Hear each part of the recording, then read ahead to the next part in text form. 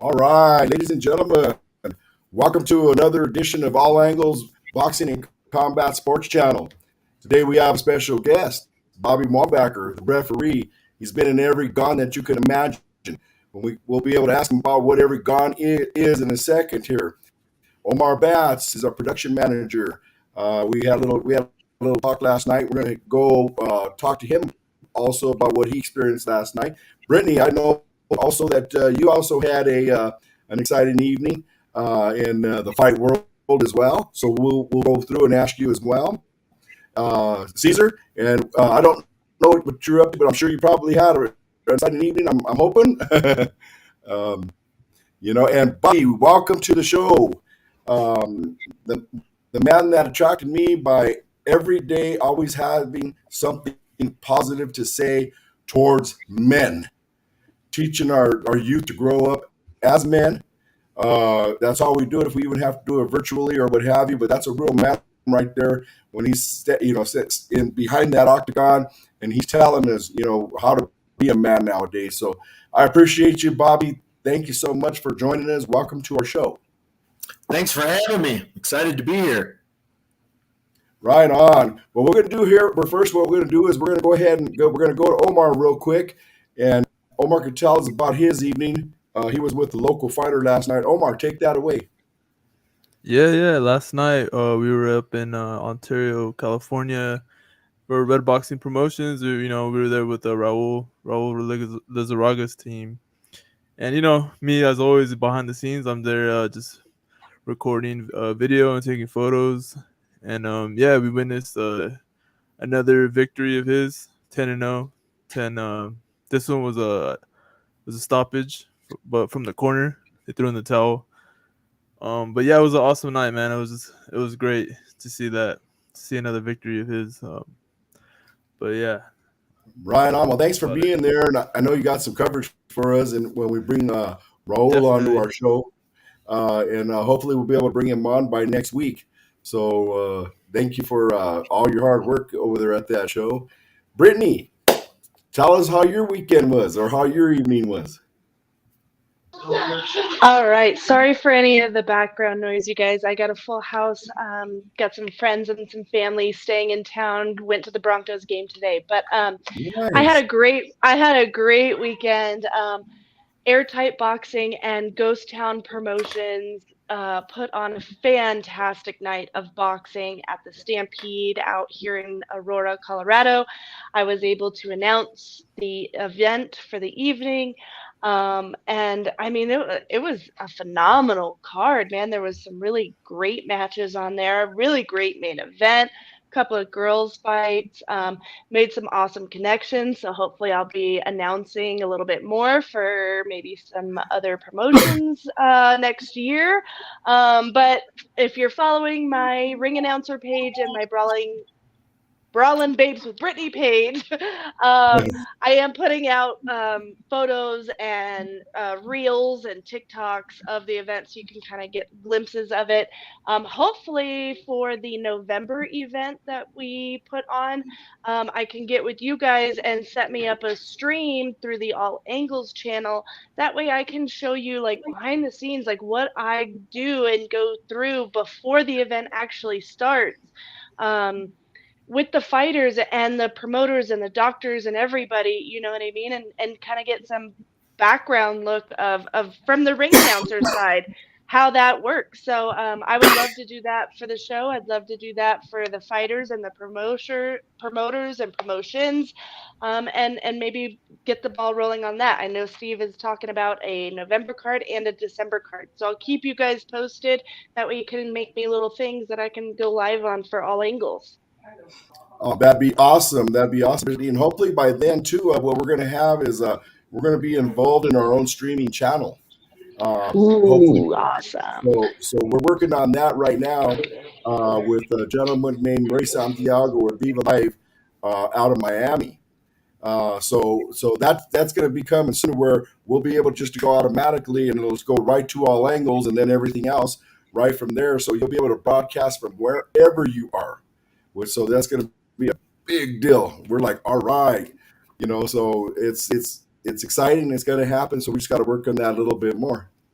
And so thank you. Yes, and of course, anything we can do for you, Brittany, anything you need, well, we got your back right here. All right, Caesar. So what's going on, my brother? Hold on, I almost had you on mute there. Everything's good, man. I'm happy to be here. Had a really chill weekend. I told you this when we started, Dave, and I'm like probably the worst host in this regard, but I did not watch any boxing. I did not watch any fights. I'm always involved in the fight game. It's my business. I'm actually in the process of working with one of the states in Mexico, with the Mexican government, to bring 4 consecutive weekends of fights, which would be televised, and including maybe some MMA. So I don't know. Maybe our host, our guest here will want to take a trip to Mexico and host some fights. It's paradise out there. Let Dave tell you about it. It's paradise. So we're working on that, and I'm negotiating 2 fights right now for 2 of my fighters. So hopefully I get some guys fighting soon. I mean, my guys have been avoided, and fights haven't gone through, and injuries and stuff. So we've had a little bit of a lull, but looks like things are starting to roll again. So hopefully before the end of the year, I get my guys in the ring before so they can have some Christmas money. Yeah, there you go.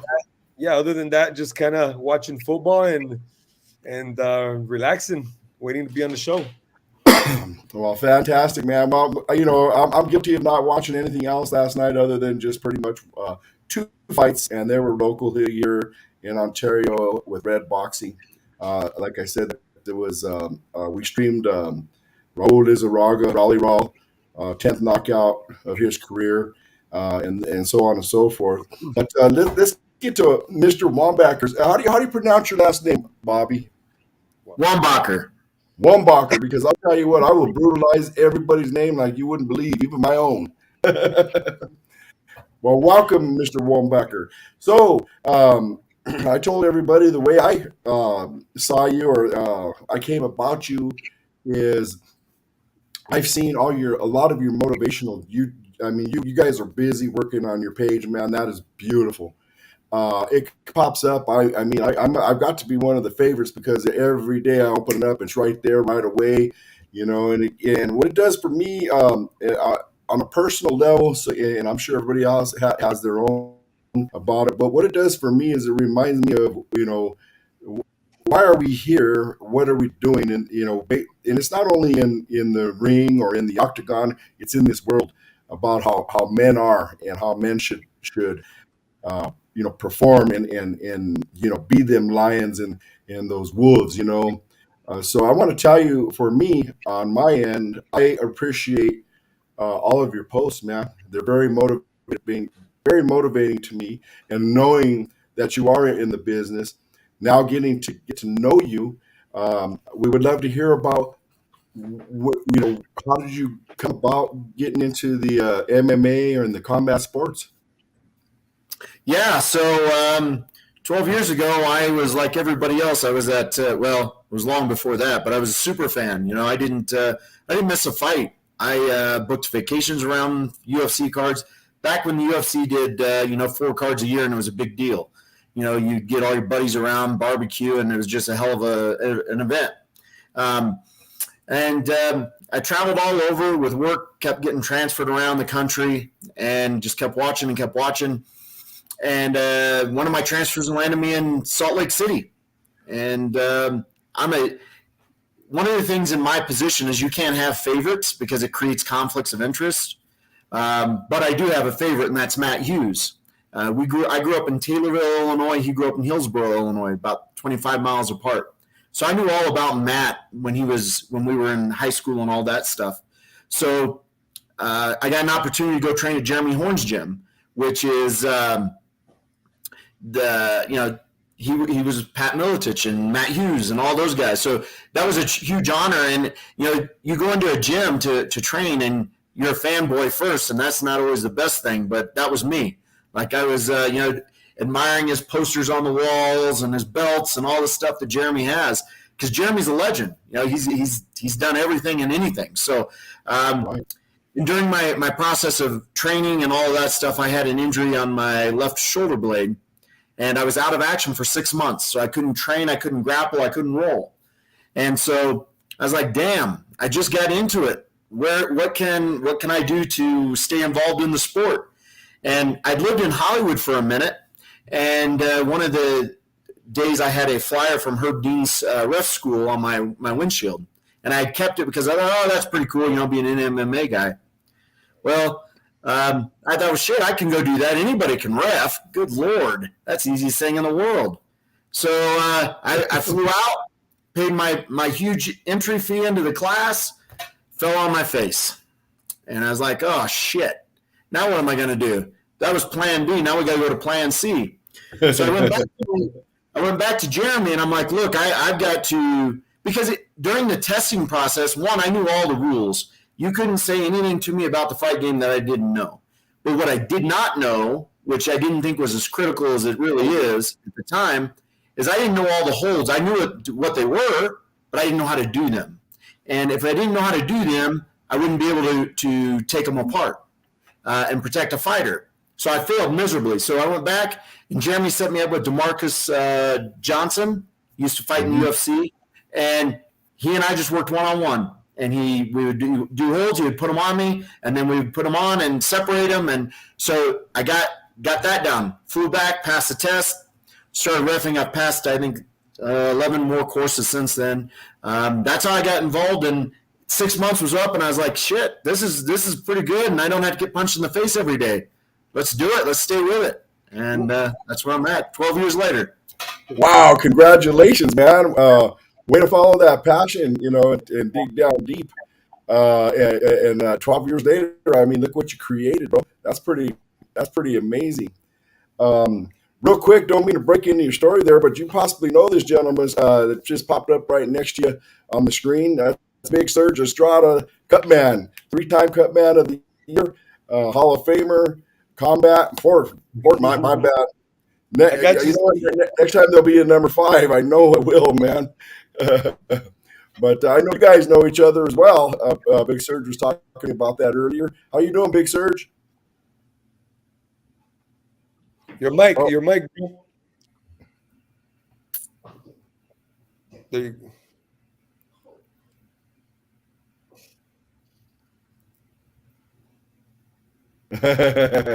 Really messing I'm around? muted too. Tap the mic button Tap the mic button, Big Serge.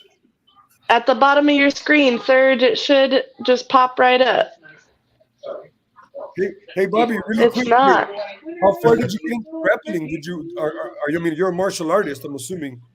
Right. So I still grapple. You just got to be careful where you grapple because one of the things that was conveyed to me right after I started reffing is you couldn't train just in a gym because then you'd have conflict of interest as you progressed.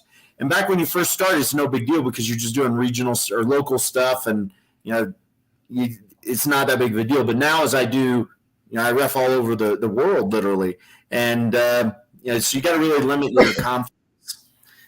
So Is that you? I mean, is that a California thing? I'm not gonna say no names, but I've seen refs training in gyms. Well, I can't speak for California. What I can say is if you've trained in a gym with somebody, you have to disclose that to the commission. Okay. And if the opponent's not comfortable with it, then you can't ref that fight. So, I'm not sure how it works in California. I know Andy Foster runs a very good commission, so I'm sure it's the same way there as well. He takes that stuff serious. So. Well, you know what? Working with the California commissions, I've learned a lot in the last couple of years about favoritism and stuff like that. They kind of run on the same rules as boxing, USA Boxing for the amateur boxers as well. So if a commission has any kind of relationship with any type of fighter, it's right. They probably don't ref or they got to get permission or what have you. We had Ray Popeye last week, Ray Popeye Corona last week, and he was explaining some of the rules to us of the Boxing California Commission, well, the California State.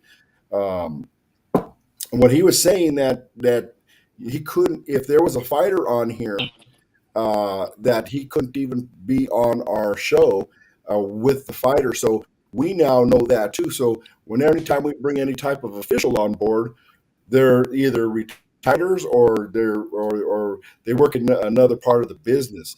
So that's what we learned about why that has to happen.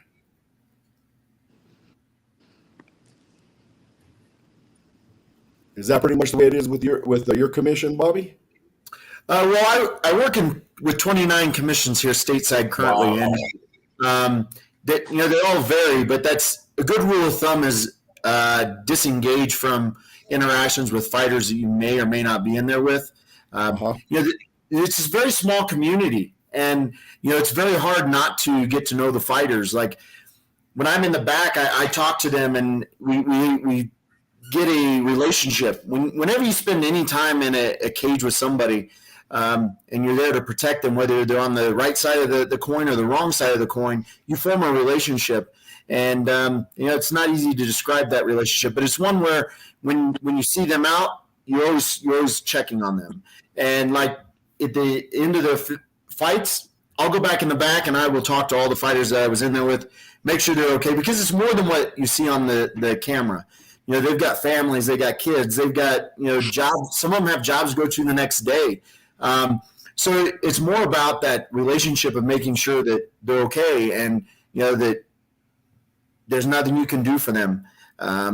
So for me, it goes a lot deeper than just stepping in the cage or the ring with them and calling it a day. It's much different. Right. Wow. So now you've been all over the world in these past 12 years, you said? Yep. Wow. Now, so tell me, now let's talk about the guns. I know there's an Octagon. I know there's a Trigon. I don't know what other type of guns out there, but can you explain to us some of those guns? What was the question? Can you explain to us The differences and how many guns that you're involved with? Well, you got obviously the Octagon's 8-sided cage. They've got the hexagon. They got the decagon. I've been in one of those. It's got 10. Wow. The Trigon, I am telling you, if you have not seen it, it's like nothing else. It's crazy. It reminds me of somebody always being backed up in a corner. It forces you. It forces you to be involved and either shoot for the fences or get ready to sustain some punches, man. Because like Bobby says, it's something different, man. I've been blessed enough to say that I've been in some squared circles, some octagons, hexagons, like he says. But that Trigon is a fucking beast all in itself, man. It makes you come out and fight. Like you have no choice but to throw your hands and shit, whether it be to protect yourself or to come and attack, man. It's a trip. There's nowhere to go. There literally is nowhere to go in there. Even as a referee, I mean, I've got to be much more on my feet than a normal fighting surface, because if you're not anticipating one step ahead, you're going to get trapped. And if you get trapped, there's no getting out of that either. So, hey, Bobby, really quick. I know you've been in a reffing for a long time, and you said you'd been a fan way before that. So back in the day, more often it was more common to see MMA fights happen in a ring. They just put that extra rope at the bottom. And I personally am a bigger fan of MMA in a ring because I think you display more skill, right, than in a cage. But let me ask you this. As a fan and as a referee, which do you prefer? Well, as a referee, definitely a cage. Reason being is in a ring, they can get tied up in the ropes. They go under the ropes. They go through the ropes. And one of the things about an MMA fight is most of the fighters utilize a cage for positioning. Wrestlers use it to set up their double legs and their takedowns and things of that sort, their throws. In a ring, you can't do that as easily because the ropes are forgiving. The cage is not forgiving. Hence, you have to have more skill, correct? You can, but you also can get delays in the fights, stalls, and things because you go under the ropes. And if I don't want to be in a bad spot in a cage, I got to get my ass up. In a ring, all I got to do is go under the ropes, and I'm getting reset. Right. It used to happen in Pride, but not that common, not that often. It wouldn't happen too much because they put that bottom rope, making it kind of low to get your head under it. So, I mean, I always liked it. So I was just wondering to see your perspective, being Yeah. that you're in there. Right. So personally, I like the cage better when it comes to an MMA fight. Skill wise, yes, I think it does require more skill sets. Or different skill sets. Right. But on a local level, you're not generally going to get those skill sets. You're going to get those skill sets at the UFC or Pride levels, but the local sets, you're not going to get a lot of that, if that makes sense. I see. So it's a bigger problem at the lower levels, the ring is at least. Correct. Okay, that's fair enough. Thank you so much, Omar, for posting up these pics. Now we got a Trigon right here, Bobby, and this was you in London this past weekend, right, or last weekend? Yes, sir. Did I read that was the first bare knuckle fight for girls out there or something? That was, and then later on that night they had the first bare knuckle ladies title fight as well.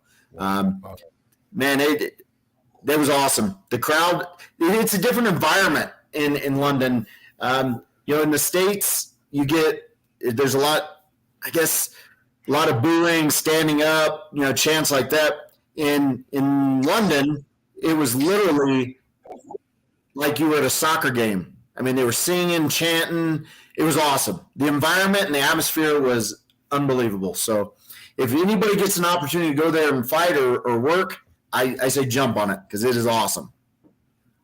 Wow, man. They take their fighting very seriously out there, don't they? They do. And the fighters are different as well as far as some of the rule sets that they have over there that we don't or that we have that they don't. And that everybody that I ran into fighter-wise was super respectful. There was no egos or attitudes or, whether they won or they lost. I mean, they were the same people afterwards as they were before. So I loved it. What kind of different? Go ahead, Brittany. Go ahead. I got a question. So I think you've caught a little bit of heat from stopping the fight with LT. I mean, clearly you could tell that the opponent, his name is escaping me now, but that his eye socket broken. What was that?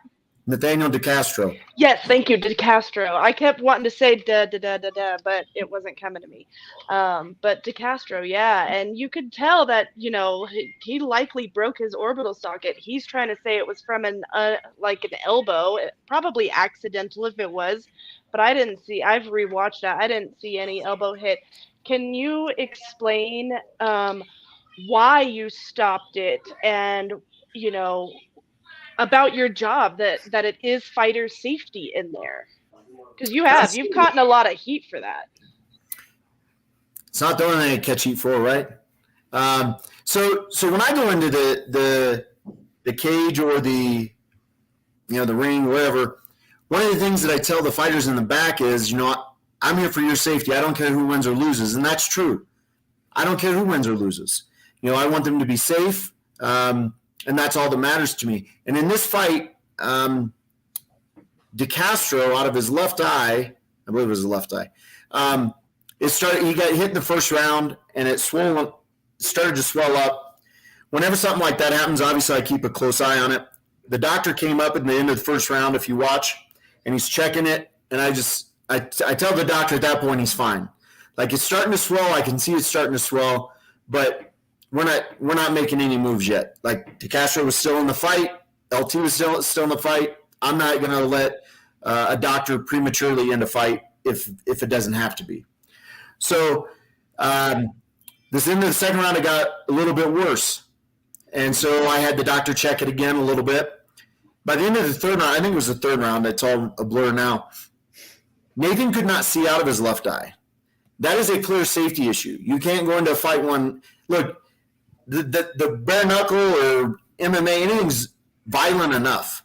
But if I go in with one eye instead of two eyes, that's not good at all. So when Nathan couldn't see and the doctor came up and I said, look, he can't see and I need your opinion, and the doctor says he can't see, that's all I need to hear and it's over. I don't care what anybody says. They can say that I stopped it for whatever reason. I've heard that I stopped it because I was an American referee and LT was from America. Look, it had nothing to do with anything other than he could not see. And if you can't see, you can't continue. And I did that in an earlier fight. If you watch the whole card, Brandon and Leo, same thing. Brandon couldn't see out of his eye, and we stopped the fight due to that. So it doesn't matter where you're from or what you're doing. If you can't see, you can't fight, and that's all there is to it. Yeah, I 100% agree. I did watch the whole card, and you did do that for Boss Hog. He could not see, and it is fighter safety at that point. And you made a really good point. I've been getting a lot of hate about using in my ring announcing opening. I say, I essentially thank the athletes for choosing violence as their passion, their outlet, and their way of life. And I've gotten some hate for saying that, but you made it a great point. Like, combat sports is violent. Yes, there's a level of control and precision to it, but it's a violent sport to be in, just as football is. And your job is to keep these athletes safe. So I think you are definitely one of the best referees I've ever watched. I've never disagreed with a single call you've ever pulled. Bobby, you're good people, man. Well, I appreciate that. And it is a violent sport. And, you have those conversations, and there's different levels to the sport. You got your amateurs and then your professionals. An amateur, and I say this in the rules meeting as well, an amateur, whether it's bare knuckle, boxing, MMA, kickboxing, Muay Thai, whatever it is, I'm not going to allow them to take as much damage. And I tell them point blank, hey, I'll stop the fight early in your eyes every time, and I don't care. You can boo me. Your corner can boo me. Everybody in the audience can boo me. I don't care. My job is your safety. If you want to be able to take more damage, turn pro, and I'll let you take all you can handle. But as far as an amateur goes, you're not going to get that latitude. So it is violent. They know what they signed up for. They absolutely know what they signed up for. Just as you said, someone plays football, puts the helmet and the pads on, they know exactly what they're going in for. They know the risk. They know the reward. Fighters do the same thing. And, fighting is such an intricate sport. And, as we were talking earlier, different skill sets. It's mesmerizing at times when you're in there with two top-level athletes that come from two totally different backgrounds. And it's kind of like a dance of sorts, and you're just sitting there and you're just watching it play out and unfold. And fighters ask me, one-on-ones when I'm talking to them after the group meetings, and especially in MMA, they're like, hey, if we're on the ground, how long is it going to take till you stand us up if we're not doing anything? And I tell them all the same thing. Look, it depends who wants to be there and what you're doing with it. In the first round, I don't know what Serge and Brittany's game plans are. So I've got to watch it unfold because the guy on the bottom may want to be on the bottom. So he may be setting his hips up for a transition to go for an arm bar or something. If I'm not keen on that, then I'm going to screw up his whole game plan. So it's my responsibility to be able to watch and observe what they're doing and let the fight play out. You shouldn't know that I'm even in there until I stop the fight. The fighters should be playing it out. And so while it is a violent sport, man, it is so technical at times that it's beautiful. I have a question. You stopped that fight. I don't know. I wasn't watching it. I don't know what round it was, but you mentioned that you don't care about nothing other than the safety of the fighter. I have a question, just a hypothetical. Sure. Let's say that fight was 15 seconds away from finishing. Would you have let it continue and let it finish and give this kid a chance on the cards, or stopped it? I would have stopped it. Okay, good answer. And I bring that up because I brought up this fight a few weeks ago. We were talking, and I mentioned how Richard Steele stopped the fight with Mayweather, with Moses. Man, what's that? With the guy that the Chavez beat up that guy in the last, Meldrick Taylor. Meldrick Taylor stopped it with 2 seconds, and he got it handed to him because, dude, there's 2 seconds, and I think in those days there was like a light that lit up in the 10-second mark, so it was like right in front of him. And he said at that moment, I don't care about the clock. I care about the fighter. It's like talking about 2 seconds here. So, that's the crazy thing is everybody thinks that in my head I'm counting down because I got to get close so I can put my hands on the fighters to stop it. I don't care if there's 1 second left or 4 minutes left. If you're compromised, you're compromised, and my job is to protect you.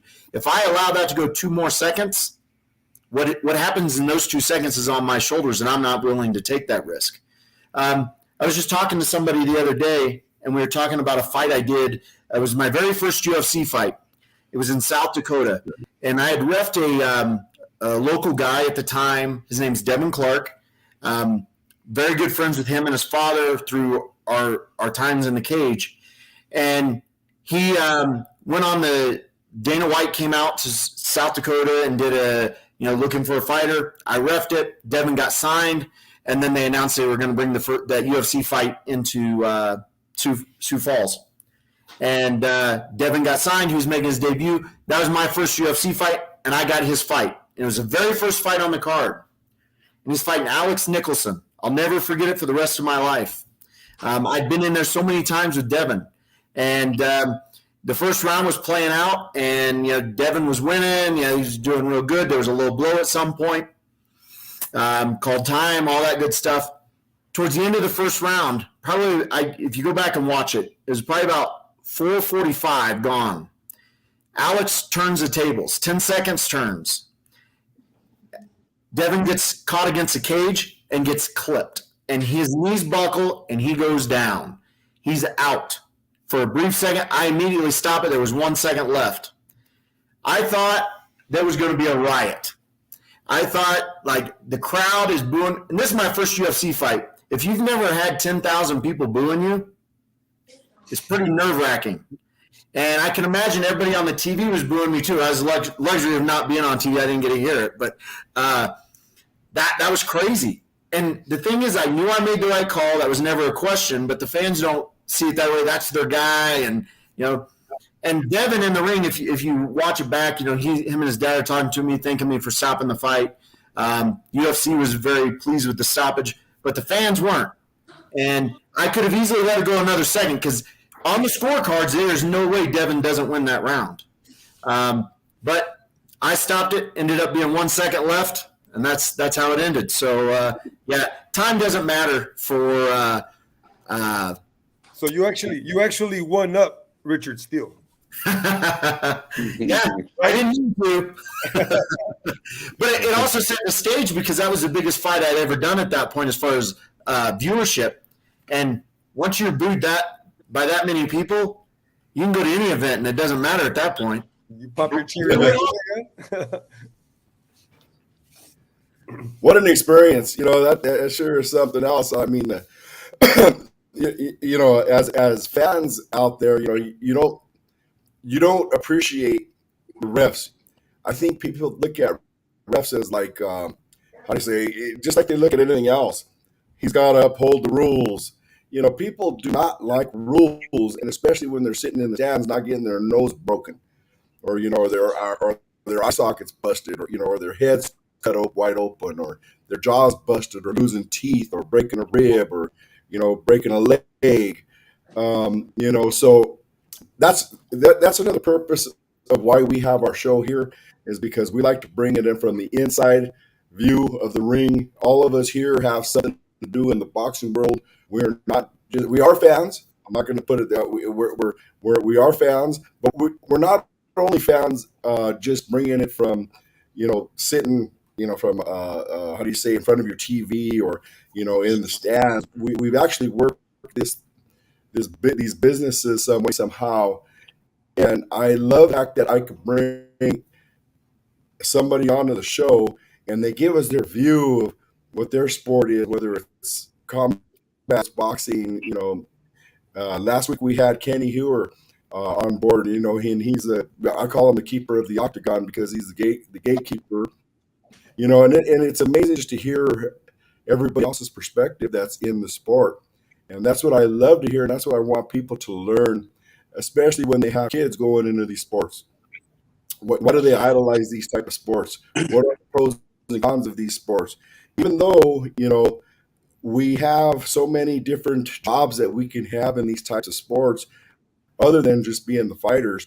I mean, there's a whole world that surrounds what happens with the two fighters that are in the ring.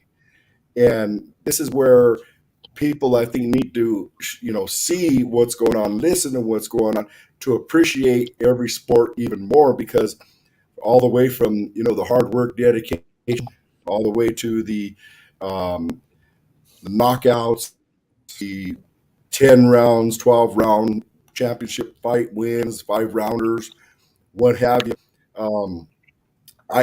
I really hope that we can bring that to our audience, and they could continue to learn about all this, even though all these sports here takes a lot of kids off of the streets, teaches them good nutrition, shows them how to be in the best shapes of their lives, shows them what to put in their body, what not to put in their body. All around the whole thing here. I want to be that type of show. And I thank you. We got Big Surge. He's in the corner and he's in the octagons. And, just hearing the stories, it's just amazing what you guys go through. So I really like to see the fight world or the fight fans, show some really good respect to, everybody that's in our commissions are ready around each game, because this is not an easy thing to do.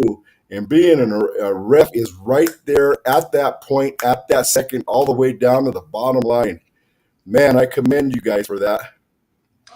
Hey, I have a question for you, Bobby. And Yes, sir. and this is something that I actually meant to talk to you about at the last show that we did together.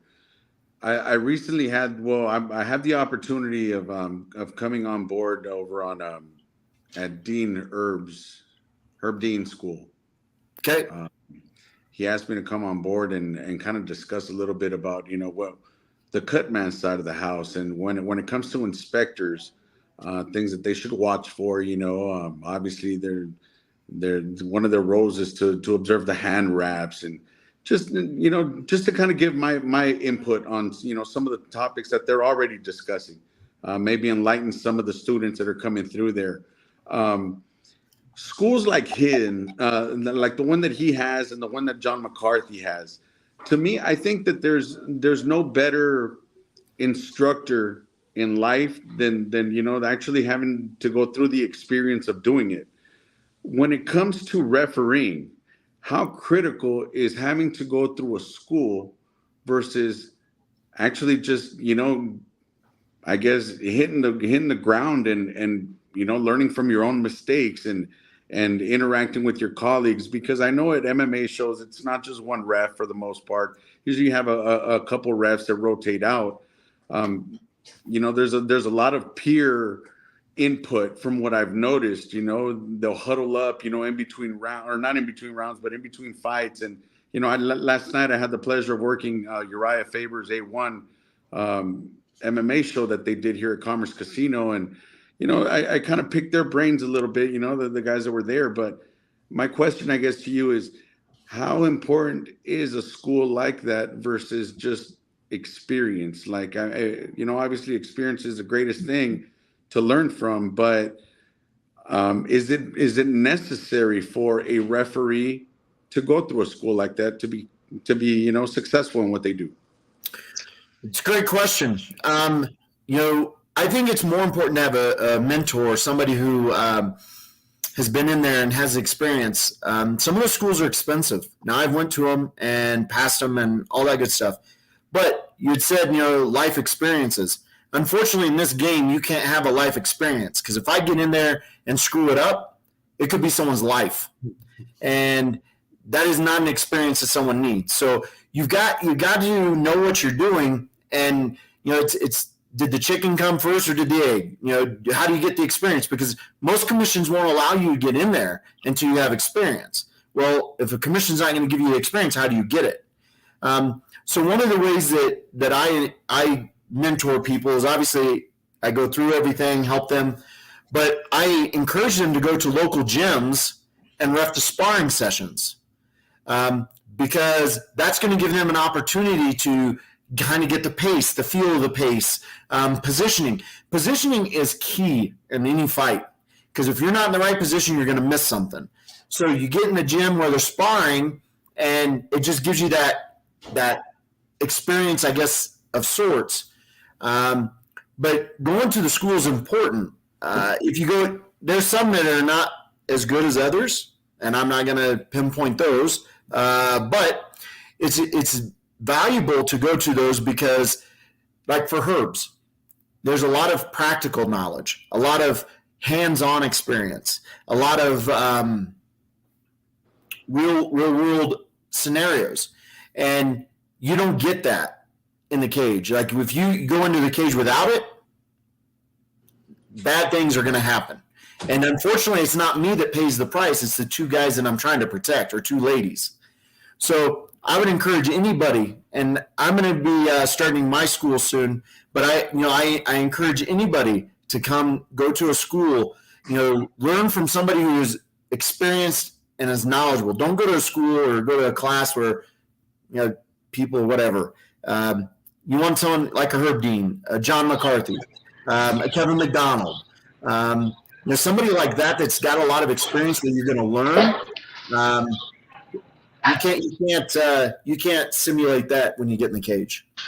When and where are you going to start your school? So I was going to start it earlier this year, and I had to put a pause on it. But what my intention is to do 4 a year and do them in different parts of the country, because I have a lot of people messaging me, to help mentor them and train them and stuff like that. And it's easier for me to kind of partner with a gym in an area, bring people in there and do it. Not everybody can come to Colorado or to Louisiana or Washington, so, and I think it's valuable to give my experiences to them and go on the road. So I'm going to try to do 4 next year, and I know one of them will be in Colorado and the other 3 will be in other states, trying to, give as many people as much knowledge as possible. Okay, well, keep me posted because I'd love to sign up for that. Absolutely. I'll take a trip to Colorado, buddy. That's what I'm talking about. Me too. And So Bring it, boys. Mi casa es su casa. Let's do this. let's do this. it better be in the summer though, because it's too much snow up there. It's too cold. We'll definitely be in the summer. California boys, we don't mess around with no snow. Hey, Hey, Bobby, so you're the third man in the ring. You have a perspective that nobody else has, right? Nobody. So what's the one thing that you could say you see that nobody else sees, that nobody takes that into consideration when they start, talking shit about the ref or his decision making? What's that one thing that stands out that says you don't see this and I do because you're the only one there? The fighter's eyes. They tell everything I need to know. When I can see a fighter's eyes roll back, it's over. They're out. Even if they come to in half of a second, they were out. And once you're out, you're out. If you allow them to keep going, then you're getting bad things happen. I just had an incident. I was in reffing in Lafayette this past weekend, and hometown guy, heavily favored to win the fight, comes out probably 10, 15 seconds into maybe it's 13 seconds, I forget, gets clipped, and he goes out. His head hits the canvas, and he comes right to. It's too late. It's over. I'm stopping it.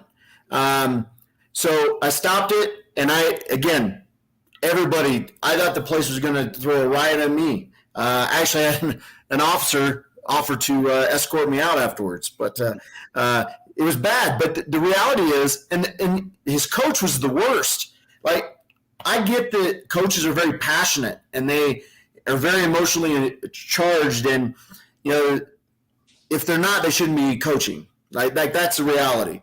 But there's a limit. And he was very vocal about how I sucked and all that other stuff to trying to incite the crowd. And, my job is to remain calm in the cage, which I did. They can boo me and do whatever they want. I know I made the right call. There was never a question whether I made the right call. The kid actually apologized. He actually sent me a Facebook message yesterday too, apologizing again for his coach and the fans and everything. But the reality is, I don't care who likes me and who dislikes me. My job is to protect 2 people that are in the cage. One of them's going to need my protection more than the other, and that's what I got to do. And so the eyes tell me the whole story. If the eyes aren't there, nothing else matters. So when I'm literally that close, I can see what's going on in their eyes. And if you watch when I'm reffing, I'm looking in my position, and my eyes are always going to their eyes. I'm not looking at anything else. I'm looking at their eyes. Does a lot of chatter go on as well? I mean, you're the only one that can listen to it. Is that a common thing? Because it's not in boxing, but I notice guys talking MMA, and you allow it. Yeah, well, and I say this in the fighter meeting too. If you guys want to talk shit in there and it's you guys that hear it and me hear it, I'm good with it. If the person in the first row can hear it, we got a problem at that point. I have people that talk shit on the ground and nobody would know it. And people have conversations that you're just standing there like, why are we having that conversation? You're like, whatever. But I think the greatest thing about our sport, and this is boxing, kickboxing, whatever it is I can punch you in the face for 15 minutes. I can elbow you. I can call your mom every name in the book. At the end of the 15 minutes, there's a mutual respect that we leave that fighting surface with. And 99% of the time, we have those ones that never die. Except for girls. Girls always want to kill each other, even after they win at it. But that mutual I disagree with that. That's why I love to watch them fight, because they just want to kill each other, those girls.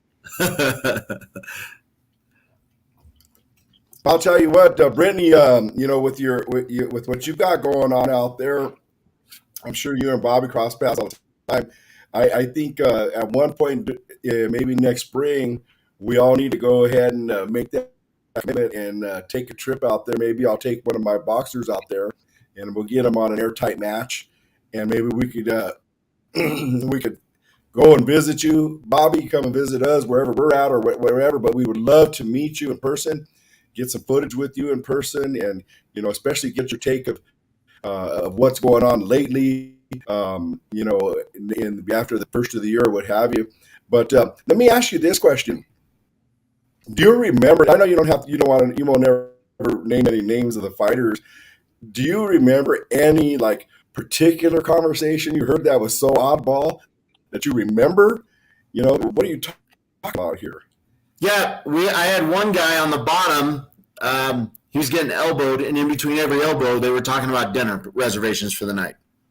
Him and his wife, and the other guy and his wife, and how they were going to buy each other a beer. They would say something, and then he would eat another elbow. And then they would say something, and then he would get punched. And then they would reverse it, and I'm like, is that really the conversation we need to be having right now is dinner? Like, you're going to get knocked out. So there's an event, and I'm not going to name drop anything, but there's an event coming to Denver at Real Works in November, maybe on the 16th. Are you going to be working that event?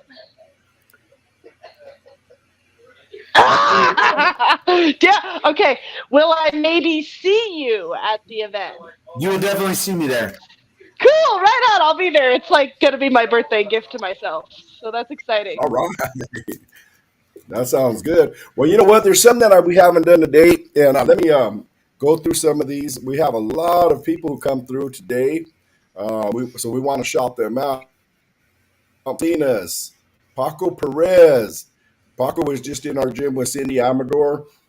She was actually doing a whole video shoot for an outfit out in New York. We'll all soon hopefully know about that when it does come out. So good people, excellent champion. I got to get in the ring with this young lady, and I'll tell you what, 5 minutes was all I could handle. She may be 5 foot tall, but she is like a heavyweight. She's pretty awesome, Cindy Amador. Alacrana. Just want to let them know that our gym is always open to you. This is what House of Pain is here in Southern California. It's a place of refuge and for everybody to come together. Jerry Salinas, of course, he's hitting up Big Surge. What up, Big Surge? We got Mary, sign me up. Mary Trujillo. I wonder who that is. She wants to fight. That girl always wants to fight. That's my better half. No, she wanted to sign up for that Denver trip.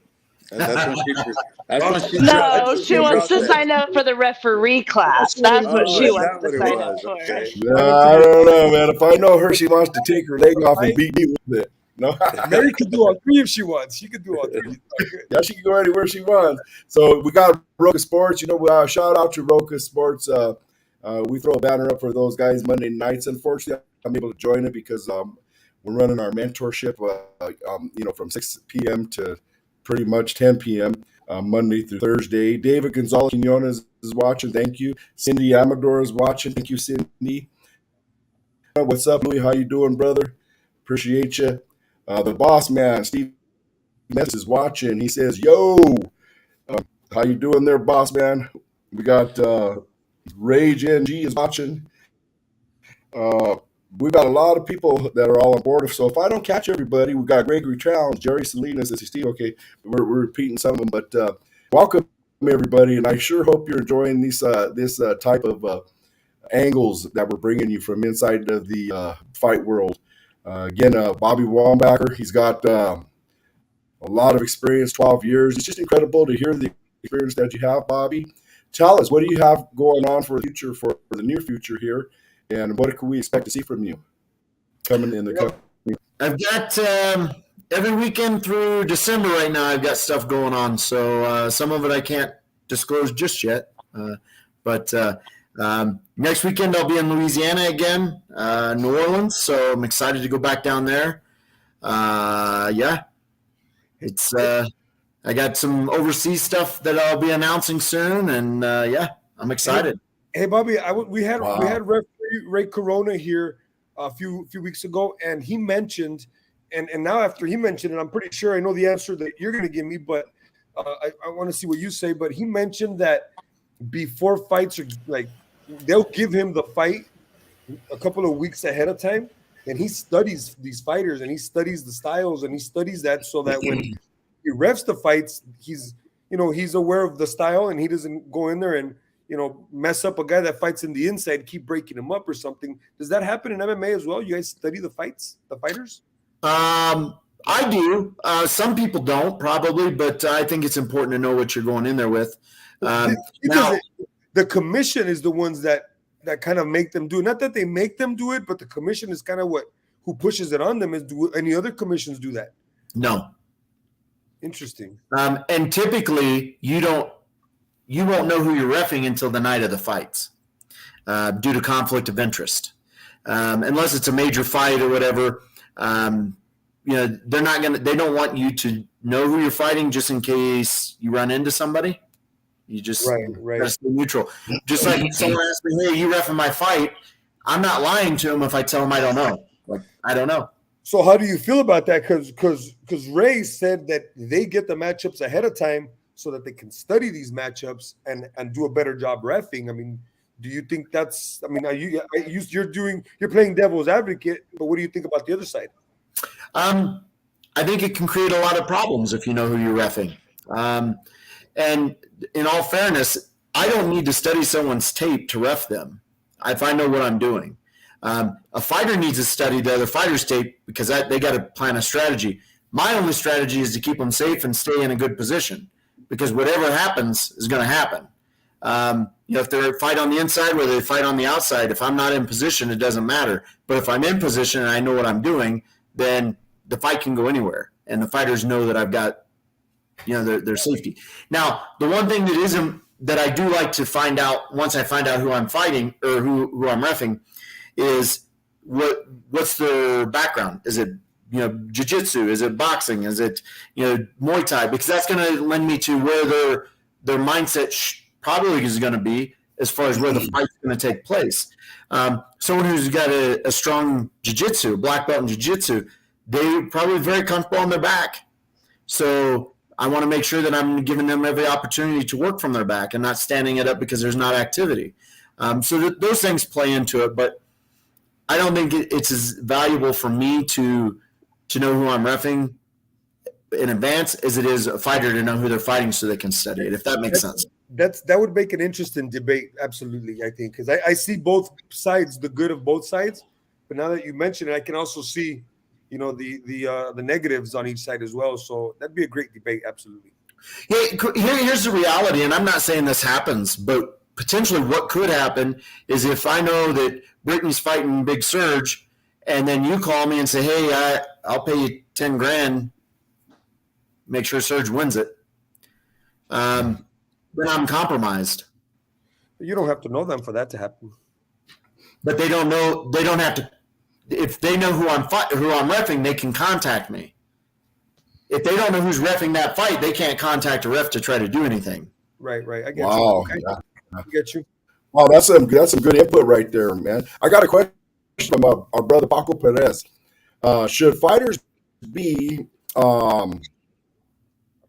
like to go Obligated. through training class to understand what referees should be looking for? That's a good question. Should fighters go to a class to figure out what the referees are looking for? Yes, absolutely. And the other people who should go is coaches, because you'll be surprised how many fighters and coaches don't know the sport. They think they do. They don't. They don't know the rules. They don't know anything about craziest thing happened. A fighter who has been in the UFC and fights for some bigger organizations was calling one of my fights that I was doing a month or two ago in Miami.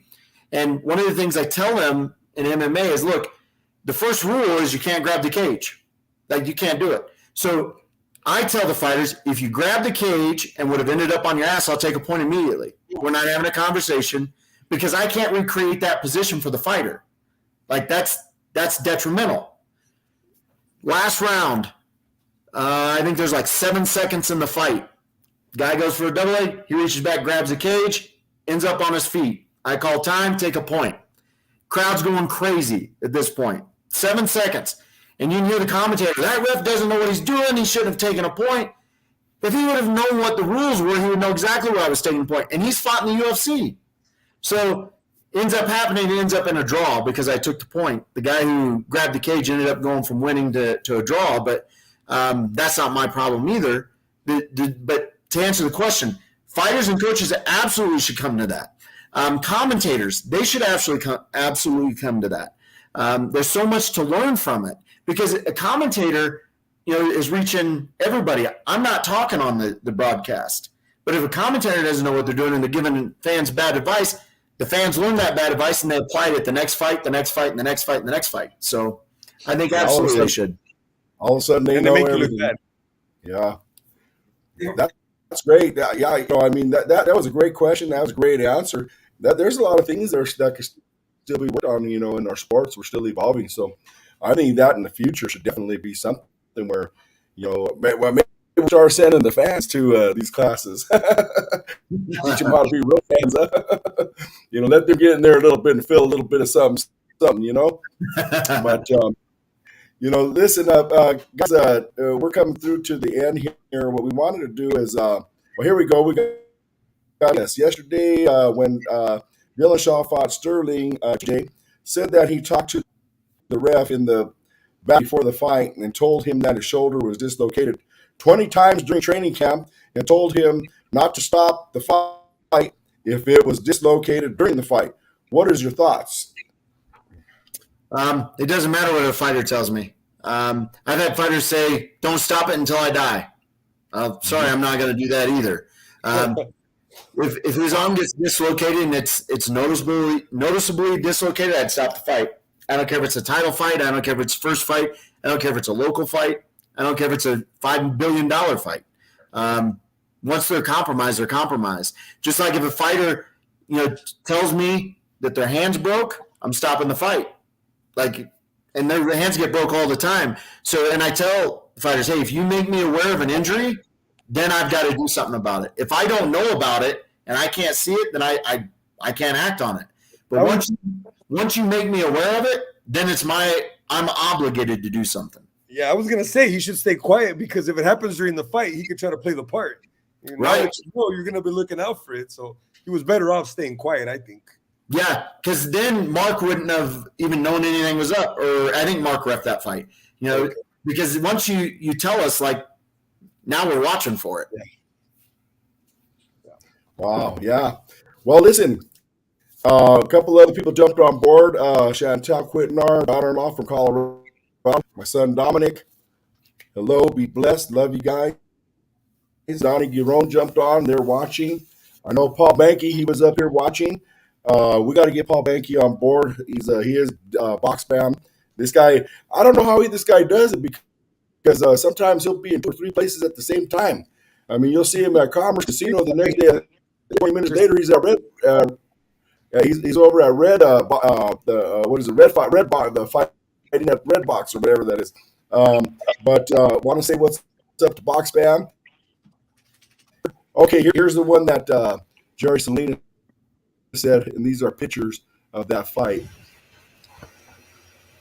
So what Yeah, was the end that's up? What ended up happening here in this TJ fight? Dillashaw. Yeah, Isaac Rios His lost. shoulder kept on getting dislocated. Okay, There's yeah.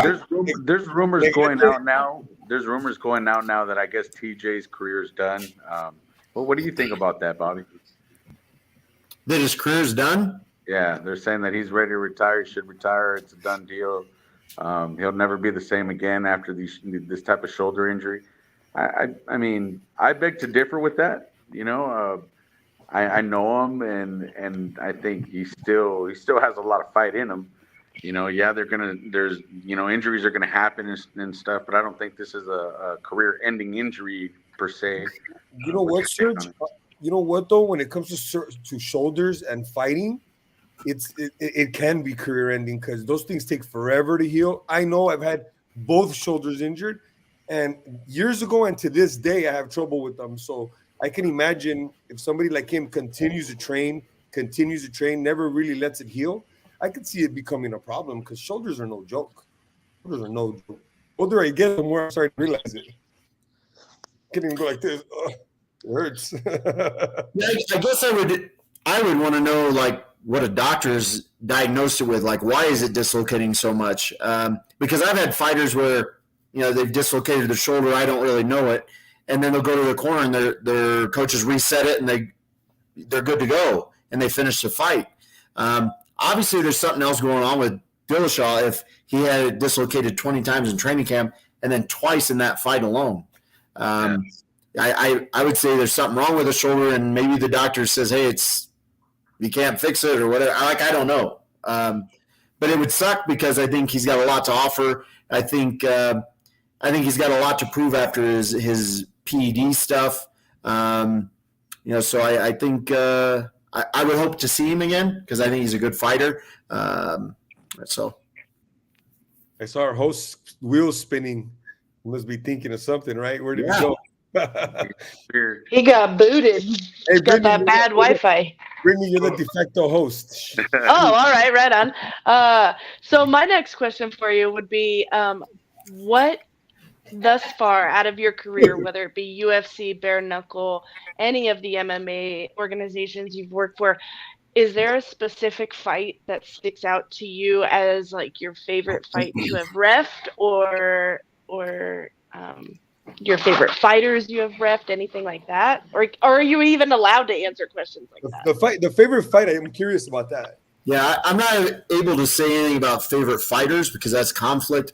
But my favorite fight, I refed UFC pay-per-view in Detroit, and it was Alex Oliveira and Yancy Medeiros. If you have not seen that fight, you need to go watch it on YouTube. It was up for Fight of the Year. It was back and forth, fouls, submissions. It was awesome, and the crowd loved it. And it was probably the one fight that I look back on, and I went back in the back after the fight and was talking to them. They were both on stretchers. They both went to the hospital immediately. It was one of those fights. It was awesome. I still to this day, I stay in touch with them as far as messages, making sure they're okay because that was awesome. Wow, you're an awesome guy for doing that, man. I tell you, you could easily just went on. That's awesome. Well, Wait, who was that again? Who did she fight, or who were the fighters? It was Alex Oliveira and Yancy Medeiros, and it was in Detroit. I'll pull that up. It was on the Aldo and Holloway.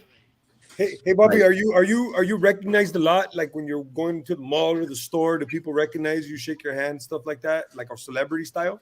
Yeah, a lot of it happens around fight fans. Obviously, someone who doesn't watch the fights don't know me, but yes, I do, and I always will make time and take pictures and do all that stuff, talk to people, and make it. Isn't it the less you're known, the better? It means you're doing a great job, right? Right, it is. Except for everybody sees us on TV, so yeah, it is. That's awesome, man. That's awesome. Well, listen, tell you what a great show. Thank you so much, Bobby, for coming. It was my pleasure to meet you. I'd like to have you back on the show here in the new future again. Like I said, we want to go through what's going on with Bobby's life. We admire you. Man, you're a big stable in the combat world of sports, brother. I'm going to keep on every day. Those posts are going to be popping up. You're going to remind me every day of what I need to do for my day, because we need it, and that's what we need in this world. Is we need motivation. This world is hard. It's like being inside an octagon or a boxing ring, and if people can only put the two together and they understand what I'm talking about, and if they can't, they need to go and join some type of combat sports club or a gym, a training gym, boxing gym, whatever. Get down there. The best thing that can happen is you get in good shape. You don't always have to enter the ring, but if you ever really want to know what our characters and people that go boxers and fighters throughout the world go through, go check it out. You'll be surprised. Most people fall in love with what we do, no matter what. It's the 10 percenters are the ones that take it to the top and take it above, and that's who we're fans of. So, but Bobby, love to have you back, guys. Any last words? Just want to give him props for that Michael Jordan picture back there. It's awesome. That, and I'll see you on the 16th. Were you ever going to come and maybe do some boxing reffing? I do ref boxing. I just don't do as many. Like, I've done probably 54 or 5,500 MMA fights. I've done a couple hundred bare knuckle, probably only like 100 boxing. Only. Yeah. Only. You steals and all that, they're in the thousands. So I do enjoy it. And, any opportunities come up, I'll always take them. So awesome. I look forward to working with you one day. I look forward to it. Like we never met. One day I'll be announcing on a card that you're reffing on. I'm manifesting that shit right now. It'll happen.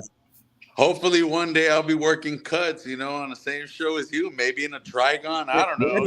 And if you stop the fight, hopefully next month, I don't know. He better not stop the fight, because that means you're not doing something right. I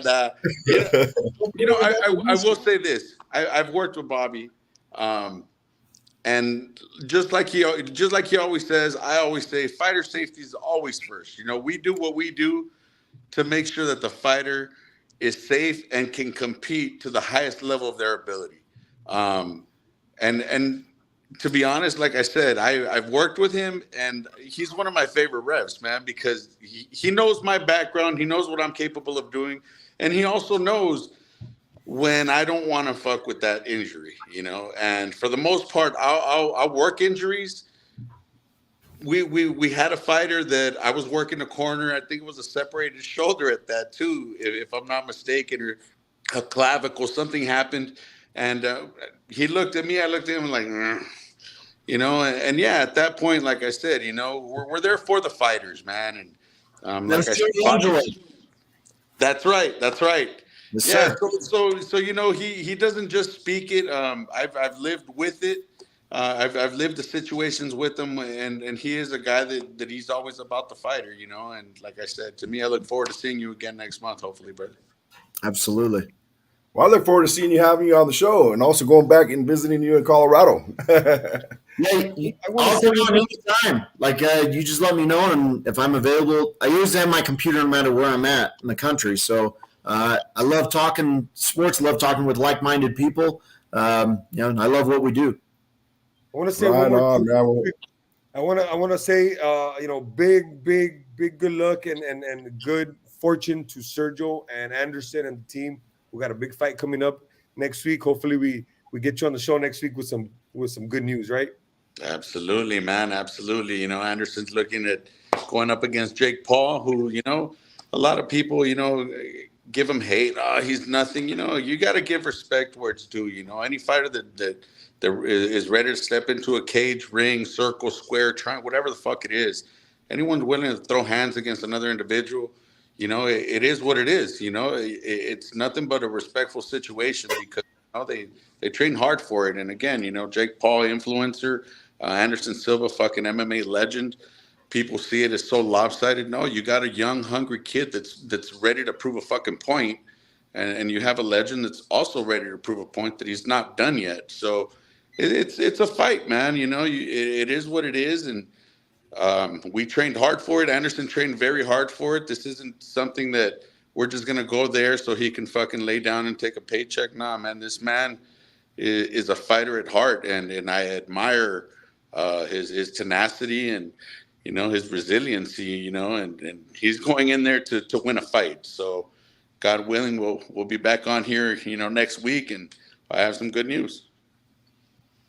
Well, either way, it's going to be good news, man. And the reason why I say it is because, in the beginning, I was against. This was a couple of years back when the Paul brothers came up. I was so totally against it, being an offended fight guy, a boxing guy. But I have to tell you this, those guys are bringing back boxing, especially with our youth, and they're bringing also the UFC or the MMA and the combat world together with the boxing world again, so that we could be connected, which is a beautiful thing. And it was something in the past that we couldn't see. But man, I'll tell you what, we argued about it, we cried about it. Now we're looking at it actually happen, and we're crossing the lines, and we're being very successful at it. But it's like this: we always need guys like Big Serge Estrada, guys like Bobby Wombacher, the ref, always taking care of these kids and these females, and men that enter those octagons and those rings. And, thank God for you guys, for helping us there with those kids. And also, Caesar, it looks like you are, your guys are flying out. Was it a couple weeks ago? We interviewed Julian Chua. And looks like they're taking their flights out to Abu Dhabi. It's like Tuesday or something, right? Yeah. So we want to wish. But it was hard to get us out. The guy was in full camp mode, so it was like, I'm out. He promised he would be on after, and no problem. In town, so we'll get him on. Absolutely. Either way, we want to wish them all a safe flights, safe trips, safe fights. Make sure they all come back in one piece, and we wish them all the best. But of course, what kind of fan I am. I'm a Zurdo fan, so 110% Zurdo. Since I met you, I think when I met you, you were wearing the Zurdo shirt. Dude, when you met me, you didn't even know who Zurdo was until I had to tell you who Zurdo was. I'm from Mazatlan. My parents are from Mazatlan. I've been hearing about that guy for a while. I know. But it sure is funny. He hasn't got the respect he needed. And he still hasn't got the respect that he needs from the U.S. But I think he's going to get it. I think after this fight here, it's going to put him right in front of everybody, because they're going to see the type of dog that 6'3" kid is, man, and he is a dog. But anyway, everybody, again, Bobby, we want to thank you. Thank everybody for joining us. All Angles Combat Sports and Boxing. We're here to bring it to you from inside the ring, inside the octagon, whatever it may be. You all have a blessed weekend, and we will see you next Sunday. Ciao. Salud. Laters.